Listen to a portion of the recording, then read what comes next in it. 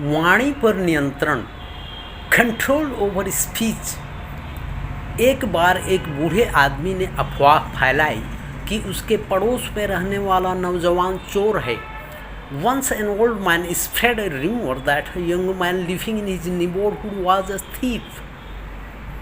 यह बात दूर दूर तक फैल गई। आसपास के लोग उस नौजवान से बचने लगे। This rumor spread far and wide and people around started avoiding the young man. नौजवान परेशान हो गया, कोई उस पर विश्वास ही नहीं करता था। The young man got worried and no one believed him. तभी गांव में चोरी की एक वारदात हुई और शक उस नौजवान पर गया। उसे गिरफ्तार कर लिया गया। Then a theft incident took place in the village and the young man was suspected and was arrested. लेकिन कुछ दिनों के बाद सबूत के अभाव में वह निर्दोष साबित हो गया। But after a few days he was proved innocent due to lack of evidence. निर्दोष साबित होने के बाद वह नौजवान चुप नहीं बैठा। उसने बूढ़े आदमी पर गलत आरोप लगाने के लिए मुकदमा दायर कर दिया। After being proved innocent, the young man did not sit quiet and filed a case against the old man for falsely accusing him. Panchayat में बूढ़े आदमी ने अपने बचाव में सरपंच से कहा। In the panchayat, the old man said to the sarpanch in his defense, मैंने जो कुछ कहा था वह एक टिप्पणी से अधिक कुछ नहीं था। किसी को नुकसान पहुंचाना मेरा मकसद नहीं था। Whatever I had said was nothing more than a comment and it was not my intention to harm anyone. Sarpanch ने बूढ़े आदमी से कहा, आप एक कागज़ के टुकड़े पर वो सब बातें लिखें जो आपने उस नौजवान के बारे में कही थी और जाते समय उस कागज़ के टुकड़े टुकड़े करके घर के रास्ते पर फेंक दें।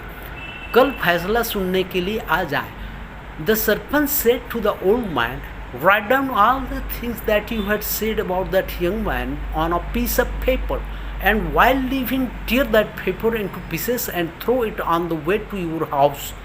Come tomorrow to hear the verdict. बूढ़े आदमी ने वैसा ही किया। The old man did the same.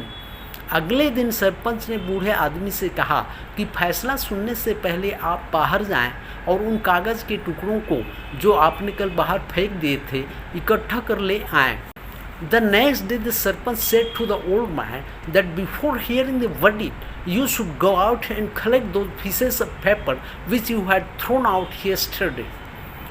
बूढ़े आदमी ने कहा, मैं ऐसा नहीं कर सकता। उन टुकड़ों को तो हवा कहीं से कहीं उड़ाकर ले गई होगी। अब वे नहीं मिल सकेंगे। मैं कहाँ कहाँ उन्हें खोजने के लिए जाऊँगा।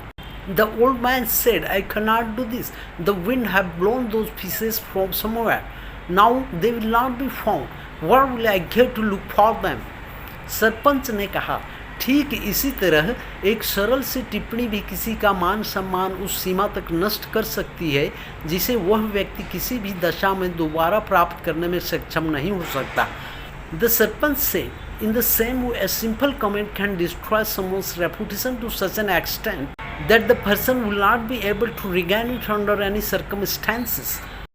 इसलिए यदि किसी के बारे में कुछ अच्छा नहीं कर सकते तो चुप रहें। So, if you cannot say anything good about someone, then keep quiet.